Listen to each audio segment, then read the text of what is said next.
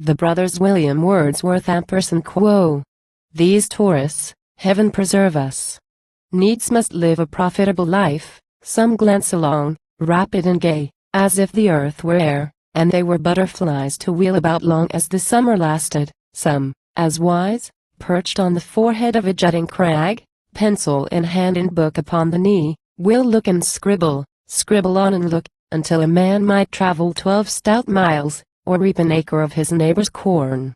But, for that moping son of idleness, why can he tarry yonder?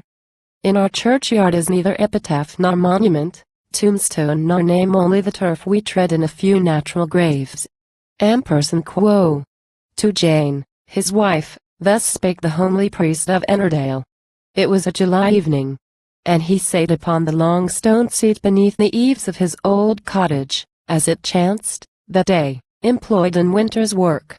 Upon the stone his wife sate near him, teasing matted wool, while, from the twin cards toothed with glittering wire, he fed the spindle of his youngest child, who, in the open air, with due accord of busy hands and back and forward steps, her large round wheel was turning towards the field in which the parish chapel stood alone, girt round with the bare ring of mossy wall. While half an hour went by, the priest had sent many a long look of wonder, and at last, risen from his seat, beside the snow-white ridge of carded wool which the old man had piled, he laid his implements with gentle care, each in the other locked, and, down the path that from his cottage to the churchyard led, he took his way, impatient to accost the stranger, whom he saw still lingering there.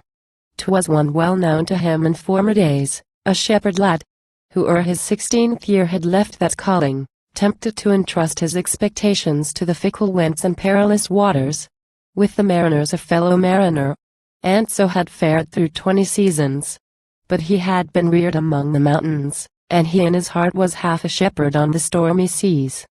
Oft in the piping shrouds had Leonard heard the tones of waterfalls, and inland sounds of caves and trees, and, when the regular wind between the tropics filled the steady sail, and blew with the same breath through days and weeks, lengthening invisibly its weary line along the cloudless main, he, in those hours of tiresome indolence, would often hang over the vessel's side, and gaze, and, while the broad blue wave and sparkling foam flashed round him images and hues that wrought in union with the employment of his heart, he, thus by feverish passion overcome, even with the organs of his bodily eye, below him, in the bosom of the deep, saw mountains, saw the forms of sheep that grazed on verdant hills with dwellings among trees, and shepherds clad in the same country grey which he himself had worn. And now, at last, from perils manifold, with some small wealth acquired by traffic mid the Indian Isles, to his paternal home he is returned, with a determined purpose to resume the life he had lived there, both for the sake of many darling pleasures, and the love which to an only brother he has borne in all his hardships, since that happy time when, whether it blew foul or fair, they too were brother shepherds on their native hills.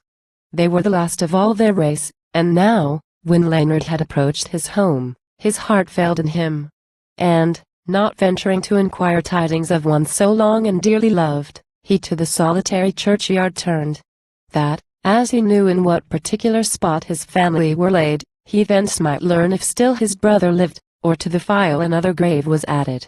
He had found another grave, near which a full half hour he had remained.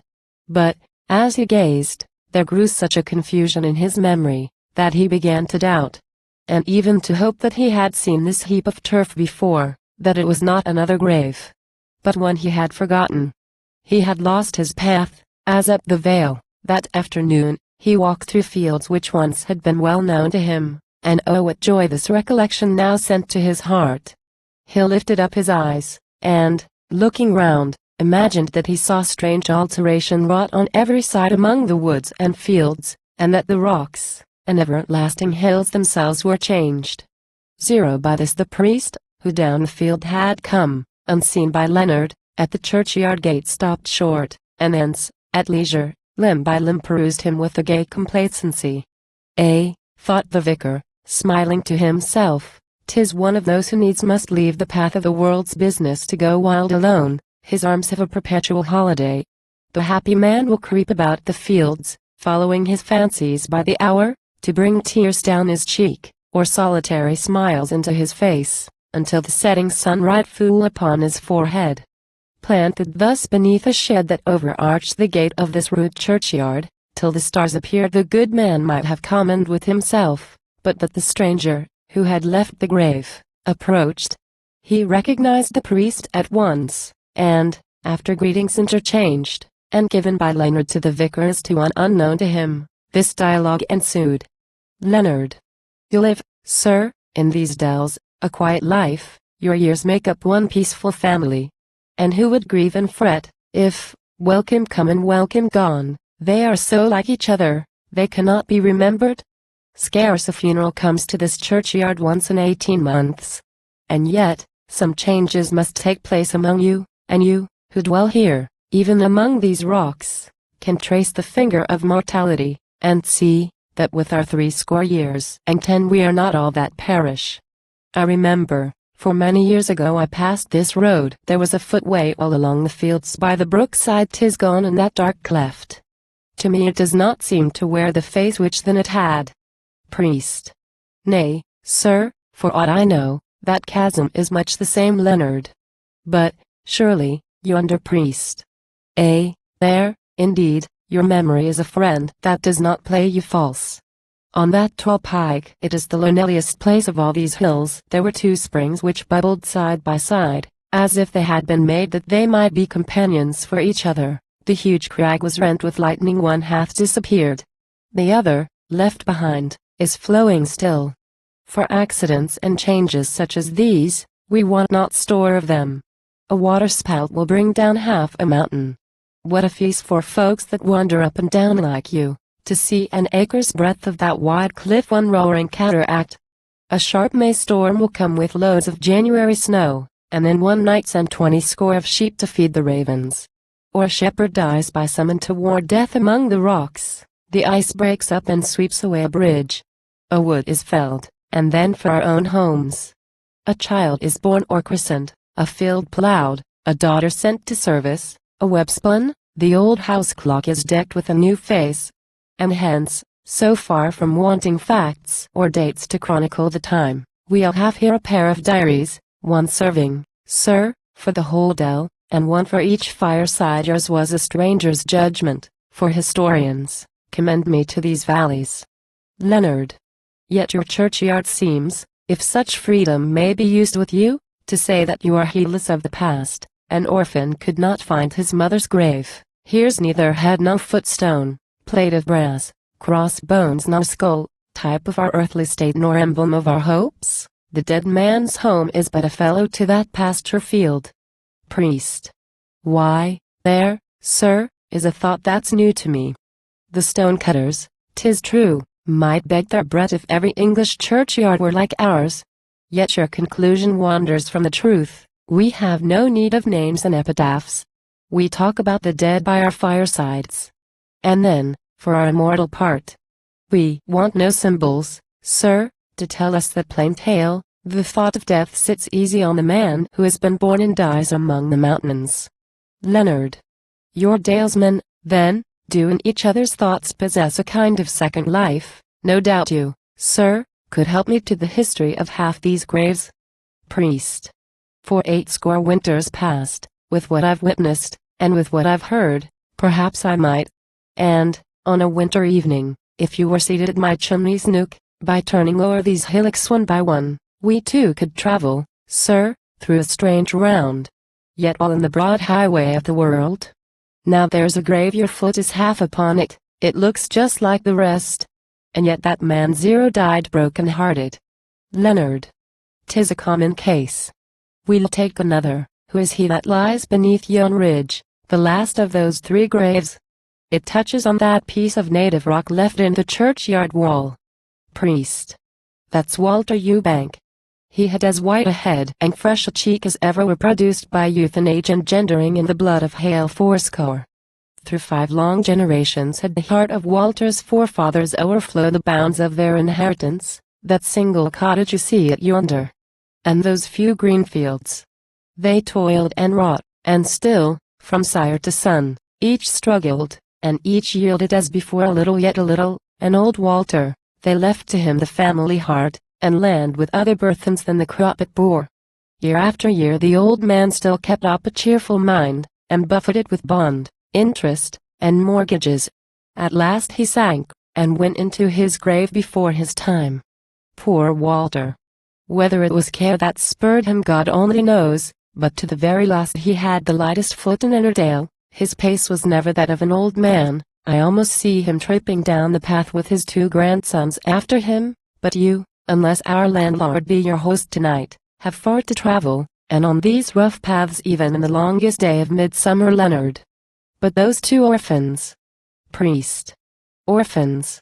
Such they were yet not while Walter lived, for, though their parents lay buried side by side as now they lie, the old man was a father to the boys, 2 fathers in one father, and if tears, shed when he talked of them where they were not, and hauntings from the infirmity of love, are out of what makes up a mother's heart, this old man, in the day of his old age, was half a mother to them.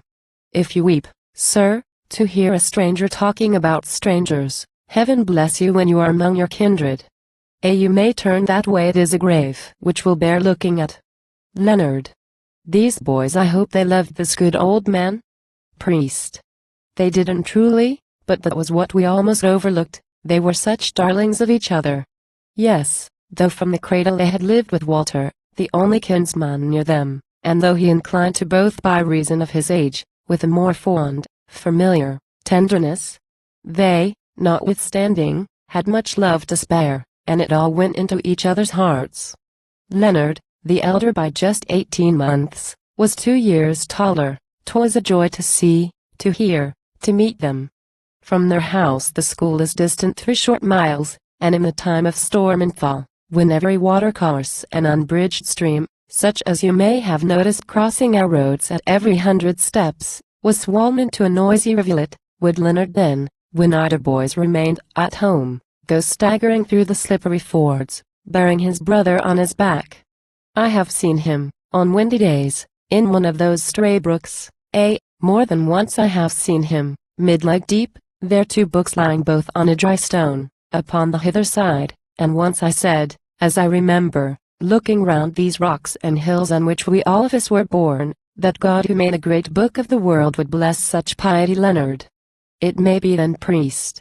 Never did worthier lads break English bread, the very brightest Sunday autumn saw with all its mealy clusters of ripe nuts, could never keep those boys away from church, or tempt them to an hour of Sabbath breach. Leonard and James. I warrant, every corner among these rocks, and every hollow place that venturous foot could reach, to one or both was known as well as to the flowers that grow there. Like roebucks they went bounding o'er the hills.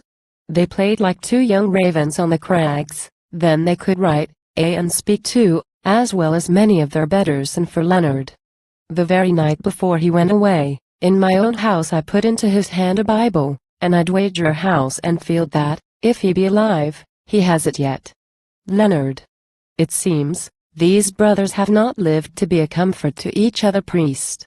That they might live to such end as what both old and young in this our valley all of us have wished, and what, for my part, I have often prayed. But Leonard. Then James still is left among you. Priest. 'Tis of the elder brother I am speaking. They had an uncle. He was at that time a thriving man, and trafficked on the seas, and, but for that same uncle, to this hour Leonard had never handled rope or shroud, for the boy loved the life which we lead here. And though of unripe years, a stripling only, his soul was knit to this his native soil. But, as I said, old Walter was too weak to strive with such a torrent.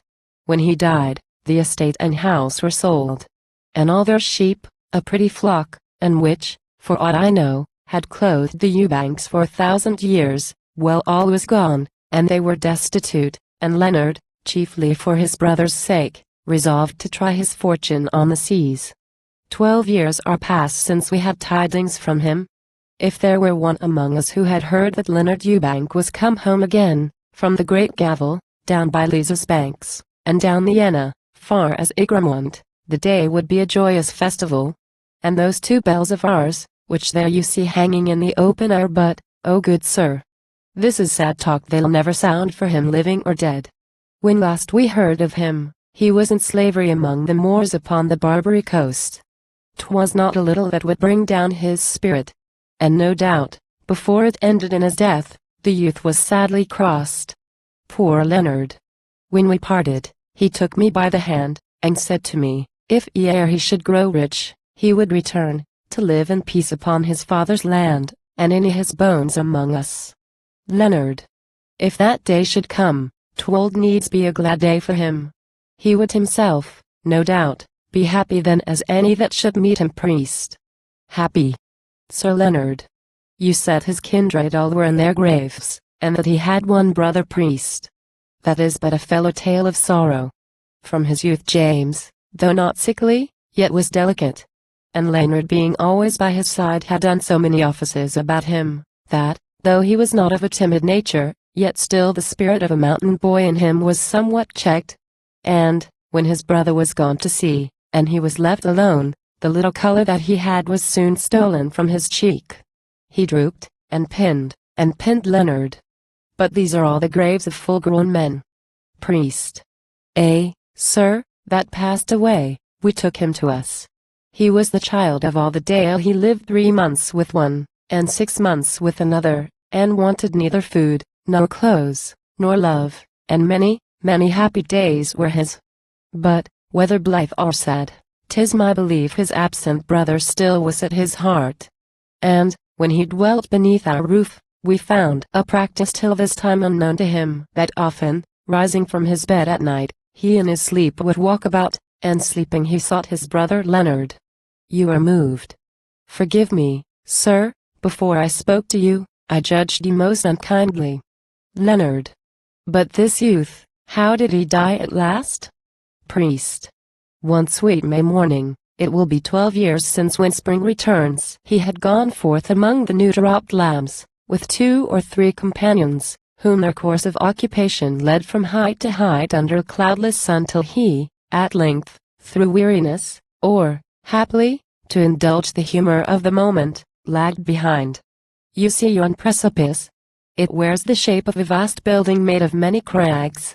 And in the midst is one particular rock that rises like a column from the vale, whence by our shepherds it is called, the Pillar.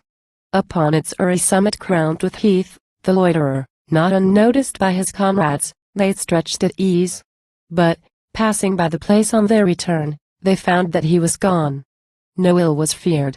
Till one of them by chance entering, when evening was far spent, the house which at the time was James's home, there learned that nobody had seen him all that day. The morning came, and still he was unheard of. The neighbors were alarmed, and to the brook some hastened. Some ran to the lake. Ere noon they found him at the foot of that same rock dead, and with mangled limbs. The 3rd day after I buried him, poor youth, and there he lies. 0 Leonard. And that then is his grave. Before his death you say that he saw many happy years? Priest. That he did, Leonard. And all went well with him. Priest. If he had one, the youth had 20 homes. Leonard. And you believe, then, that his mind was easy? Priest. Yes, long before he died, he found that time is a true friend to sorrow. And unless his thoughts were turned on Leonard's luckless fortune, he talked about him with a cheerful love. Leonard. He could not come to an unhallowed end. Priest. Nay, God forbid. You recollect I mentioned a habit which disquietude and grief had brought upon him. And we all conjectured that, as the day was warm, he had lain down on the soft heath, and, waiting for his comrades, he there had fallen asleep. That in his sleep he to the margin of the precipice had walked, and from the summit had fallen headlong, and so no doubt he perished. When the youth fell, in his hand he must have grasped, we think, his shepherd's staff. For on that pillar of rock it had been caught midway. And there for years it hung, and mouldered there. The priest here ended. The stranger would have thanked him, but he felt a gushing from his heart, that took away the power of speech. Both left the spot in silence. And Leonard, when they reached the churchyard gate, as the priest lifted up the latch, turned round, and, looking at the grave, he said, Amperson quo. My brother. Amperson quo. The vicar did not hear the words, And now, he pointed towards his dwelling place, entreating that Leonard would partake his homely fare. The other thanked him with an earnest voice, but added, that, the evening being calm, he would pursue his journey. So they parted. It was not long ere Leonard reached a grove that overhung the road. He there stopped short, and, sitting down beneath the trees, reviewed all that the priest had said. His early years were with him, his long absence, cherished hopes, and thoughts which had been his an hour before, all pressed on him with such a weight, that now, this vale, where he had been so happy, seemed a place in which he could not bear to live, so he relinquished all his purposes. He traveled back to Egremont, and thence, that night, he wrote a letter to the priest, reminding him of what had passed between them, and adding, with a hope to be forgiven, that it was from the weakness of his heart he had not dared to tell him who he was. This done, he went on shipboard, and is now a seaman, a grey-headed mariner.